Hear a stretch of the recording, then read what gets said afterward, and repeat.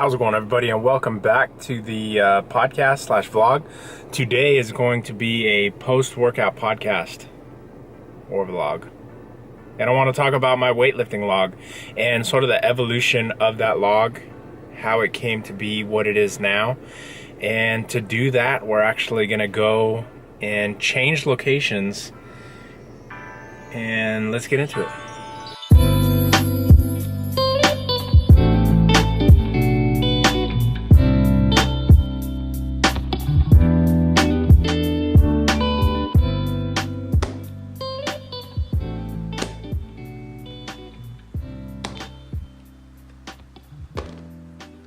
Lifting logs. This is what we're going to be talking about on today's podcast. Lifting logs and why I use them. Now, to give a brief history as to why I first started recording my lifts and writing things down, I have to go back to an earlier time when I was doing CrossFit. Now, my CrossFit coach was really big on implementing recording your lifts. You should know what you're lifting. You should know where you left off last week, and you should have a log of this because time for him was very important. Your class session was only an hour or so, and he didn't want people in there just wasting time, coming in and thinking, well, where did I leave off last week, or what did I do? So he ended up saying, well, everybody needs to have a log, and logs aren't cheap. And they aren't expensive either. So he said, just go ahead and buy yourself a cheapy composition book, which is like the one that I have here, and go ahead and just document your lifts in there. So I went out and I did that. I picked up a composition book and I started writing things down, writing down my lifts, writing down sort of my workouts. These are not my CrossFit lifts right here. That composition book, unfortunately, was lost during a move from Southern California to where I'm currently at. But looking back on some of these things, I can see where I left off on my weight. Unfortunately, I didn't document very well the year. I have the date and the day. I even took some time to write down like cardio works. But that really wasn't that important. And then the gym sort of tapered off for me. And I can see looking through some of these that I really wasn't going in as often as I had wanted to. There was even one time in 2014 where I had, I think, popped my rib. I don't know if any of you have ever done that, but it's very uncomfortable. My doctor had told me that he believed it was the cartilage that connects or holds the ribs together. That it was that was actually damaged, possibly during a lift. So I had to take some time off. I wasn't able to continue to lift the way that I was earlier on. And just sort of going through, I sort of got a little lazy here in my lifting career, and the way that I would log things, and I would just sort of haphazardly write down dumbbell decline bench, and then 10 at 80, 8 at 110, 10 at 105, 10 at 105, 10 at 105. So not a real consistent way of tracking things. But if I could fast forward through this book, it's quite a few pages here, is when I get into my powerlifting. And here in 2015 was when I started my first Small-Off Junior and my Ed Cohen deadlifting program. These are two really, really great programs if you're looking to put some serious weight on the bar. I would recommend anyone and everyone to try these. If you're already seasoned in powerlifting, you probably already know what's up with these. But if you are looking to get into it, looking to start lifting a little bit more weight, I would highly recommend a Small-Off Junior. Well, actually, starting with maybe a 5x5, because I did start with a 5x5. Then I moved to a Mad Cow routine, which you can just do a quick Google search or check things out on YouTube, and you'll get a quick and dirty of exactly what I'm talking about.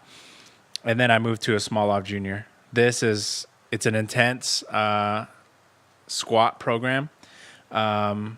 I put what my current 1 rep max was at the time, which was actually 345 pounds, and then went from there in doing Monday, Wednesday, Fridays, and Saturdays. There's the percentage of the 1 rep max. There's the sets, which Saturdays are hell because it's like 10 sets of 3, and it's 85% of what your 1 rep max is.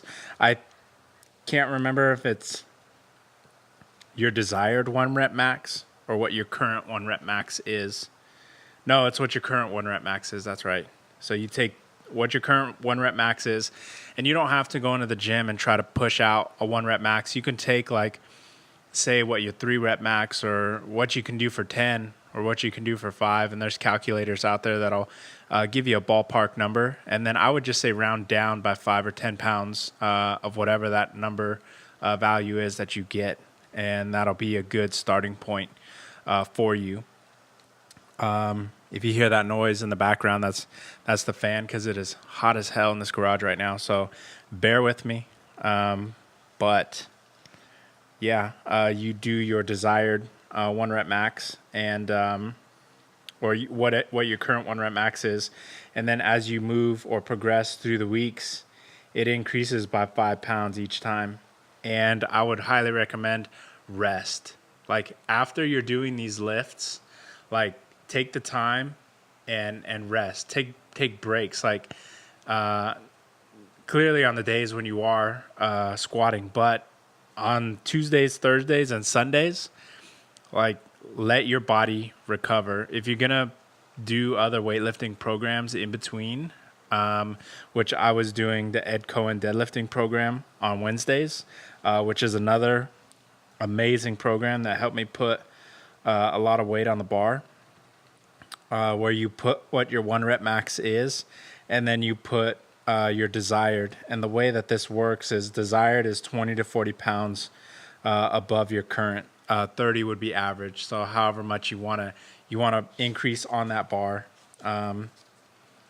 I would say bump it up 20 pounds if you're a beginner. Bump it up 30 is a good safe place. Eventually you're going to reach a point of diminishing returns where, now, say I never reached this level, but say you're at elite level, then you would probably need to look into a different podcast, a different speaker, because I never made it to the elite level. I couldn't tell you how to get past adding another pound onto your bar. Here's my second attempt at a small off junior, and at this time my 1 rep max had moved.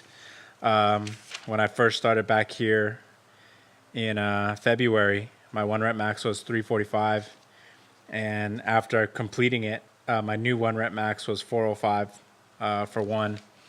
And then here I attempted another small off junior program at 405.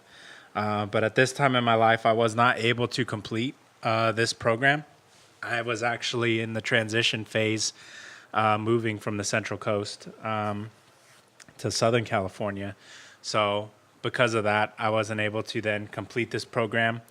And even this 5x5 on 8/31/2015, I can't remember if I was currently down in Southern California, but anybody who lives down there knows some of these programs are very hard to attempt in public gyms, or commercial gyms, I should say, because you require a lot of time at a squat rack, and there's a lot of other people there that want to get in and get out. So it was very hard for me to go ahead and complete that. And I tried another Ed Cohen deadlifting program. My desired 1 rep max was 550 pounds. I was able to pull 500, which was my milestone goal. And now I was on the road to a 600 pound pull. I was conservative, but I was never able to complete it. Currently, I'm on a weight loss program. So once I lose X amount of pounds or get to a more comfortable weight, I'll be looking into incorporating these programs once again, but for right now, sort of on the back burner. Then come back around to 2017, started another 5x5, and it was really good actually. I started taking a little bit more detailed notes on my reps and sort of writing how I felt during those lifts, so I can have a little bit more metadata. And that's sort of what's going on here with these vlogs and these podcasts. Is now it's sort of an audio way of keeping track of how I feel and what it is I'm currently going through. So, moving on. I actually tried the Kaizen program, which I think is like a Omar Isuf and Bart Kwan. I think that was something that they had sort of developed together. And then I got back to the gym and I started writing down a chest and tricep day, back and bicep day, just taking those days and focusing on a day for legs, a day for back. And now my lifts are a little bit more consistent. My rep range is here. I need these checks. I don't know about you guys, but whenever I'm in the gym, I need to utilize check marks so that I know sort of where I left off. Like, where am I in my lift? Is this my second set? Is this my third set? I easily lose track of how many sets I've done or how many reps. Well, not how many reps, but how many sets I've done. So sometimes I might be finished with my third set and I'll end up going in for a fourth just because I forgot where I left off. But you saw these other books, and I had gone with a smaller book before. This is a Moleskin, and it's a really great book. It's since moved from like my weightlifting or training book.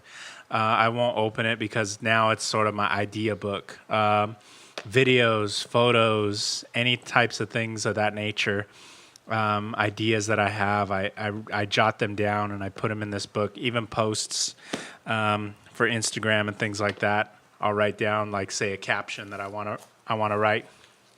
And then I went with this book recently, which I was currently using in the gym for the past week. And I mean, to be honest with you, it's empty. Like, I don't even know.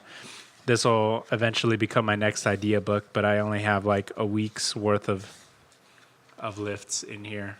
And I had hoped to use it, but unfortunately it's just too small.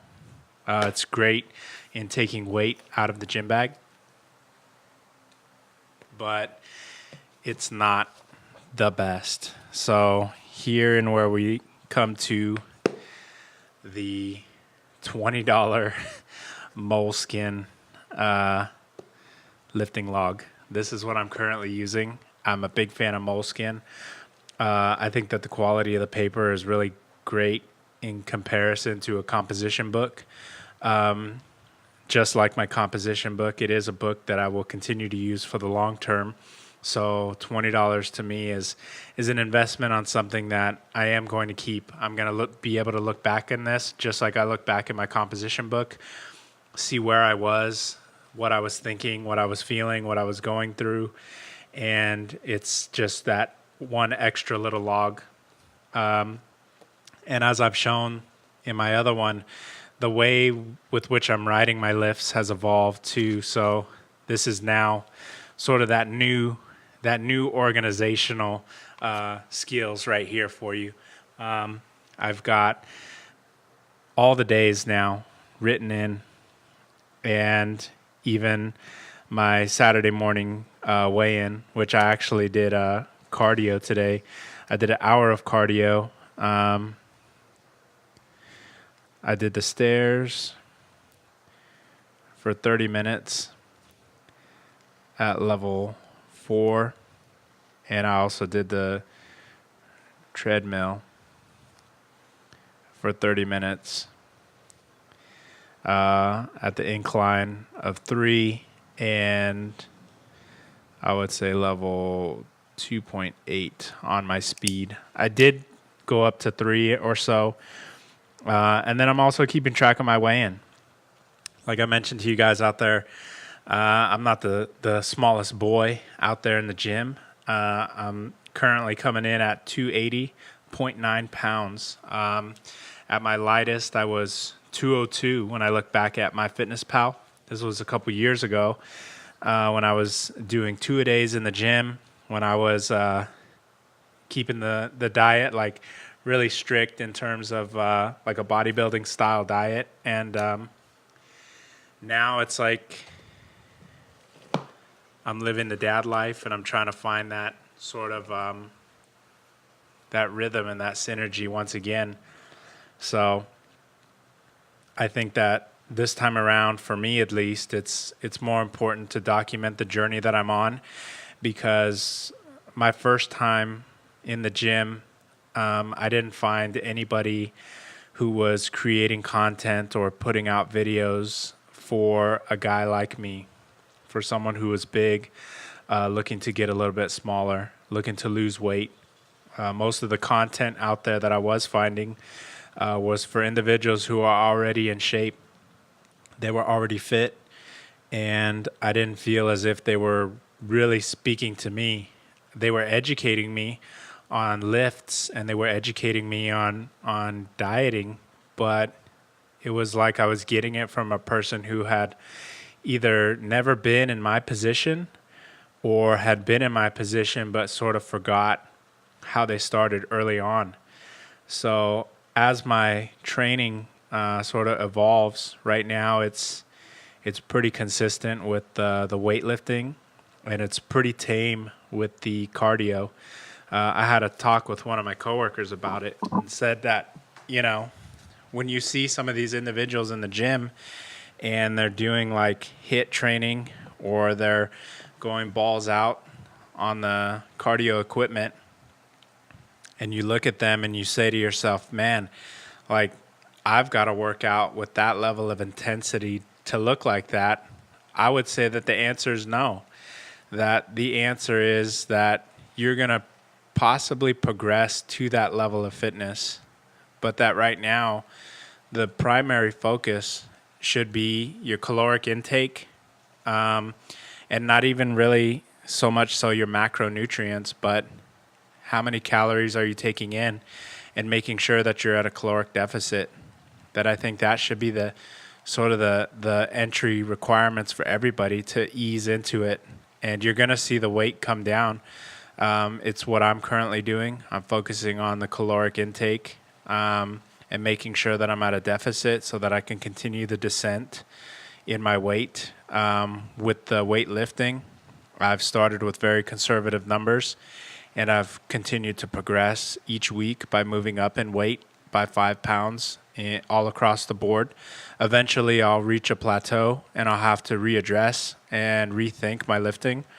Just like with weight loss, I'll hit a plateau, and at that time, I'll decide on whether or not macronutrients is the correct path to take, or if moving my cheat meal to a different day, or if even incorporating skipping cheat meals and doing a cheat meal biweekly might be the right course for me. So to sort of circle back on creating a log and doing this vlog and this podcast, it's really to document the journey from a person who is myself at a heavier weight, making the descent or the trip down to a lighter weight on the scale, as well as building muscle and going through the bodybuilding process of being in better shape and having a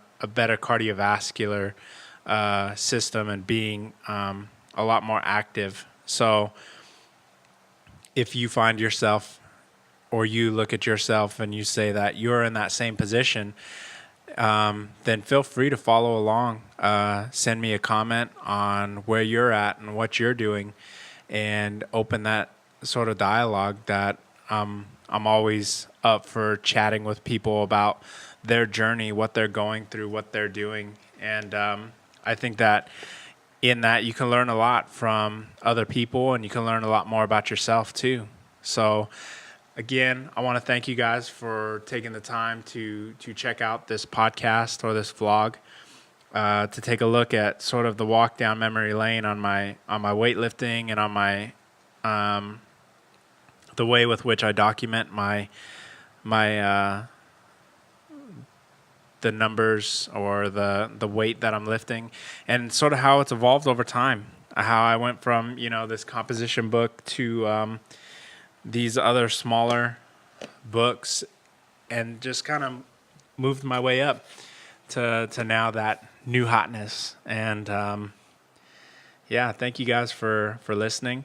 If you're catching me on YouTube, be sure to give it a like if you like this, and leave a comment in the comment section down below if you have anything that you want to say or that you'd like to add. And you can always find me on Instagram.